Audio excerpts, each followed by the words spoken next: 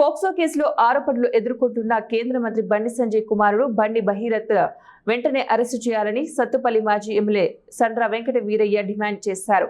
Minor బాలికపై జరిగిన ఘటన అత్యంత దారుణమని, ఫోక్సో కేసు నమోదు అయినప్పటికీ ఇప్పటి వరకు అరెస్టు చేయకపోవడం వెనుక రాష్ట్ర ప్రభుత్వ హస్తం ఉందనే అనుమానాలు వ్యక్తమవుతున్నాయన్నారు. కేంద్ర మంత్రి కుమారుడికి ఒక న్యాయం, సామాన్య ప్రజలకు మరొక న్యాయమా అని ప్రశ్నించారు. మధ్యతరగతి కుటుంబానికి చెందిన మైనర్ బాలికను మోసం చేసి మద్యం తాగించి పలుమార్లు అత్యాచారం చేశారనే ఆరోపణలు ఉన్నప్పటికీ మొదట పోలీస్ కేసు నమోదు చేసేందుకు నిరాకరించారని ఆరోపించారు. బాధిత కుటుంబ సభ్యులు మోదీ సభలో ఆత్మహత్య చేసుకుంటామని హెచ్చరించిన తర్వాతే పోలీసులు కేసు నమోదు చేశారని తెలిపారు.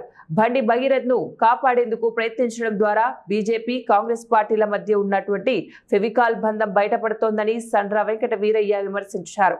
బాధిత కుటుంబానికి న్యాయం చేయాలంటే తక్షణమే బండి భగీరథ్ను అరెస్టు చేసి కఠిన చర్యలు తీసుకోవాలని ఆయన డిమాండ్ చేశారు.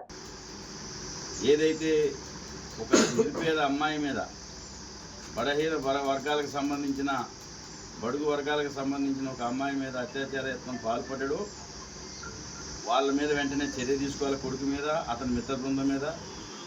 బండి సంజయ్ని కేంద్ర మంత్రివర్గం నుంచి బర్తరఫ్ చేయాలి.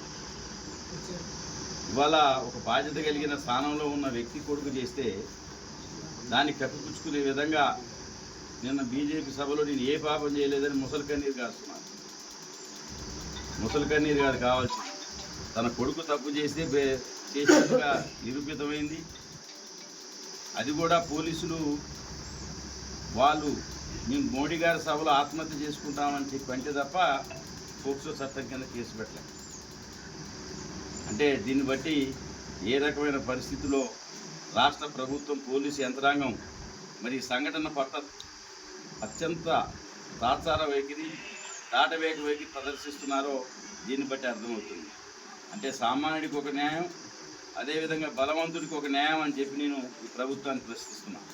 ఇప్పటికైనా మరి ప్రభుత్వం ముద్దునీడ విడనాడి ఎవరైతే అమాయక కుటుంబం అందులో బలైందో ఆ అమ్మాయికి న్యాయం జరిగే విధంగా చర్యలు తీసుకొని పోక్సో చట్టం కింద రిజిస్టర్ అయిన కేసులో వెంటనే బండి సంజయ్కి కొడుకు, అతని మిత్రబృందాన్ని అరెస్ట్ చేసి బండి సంజయ్ని కూడా ఈ కేసులో దోషిగా పెట్టి అతన్ని కేంద్ర మంత్రివర్గం నుంచి బీజేపీ ప్రభుత్వం బర్తరఫ్ చేసి రాష్ట్ర ప్రభుత్వం తమ నిజాయితీని నిరూపించుకోవాల్సిన అవసరం ఉంది.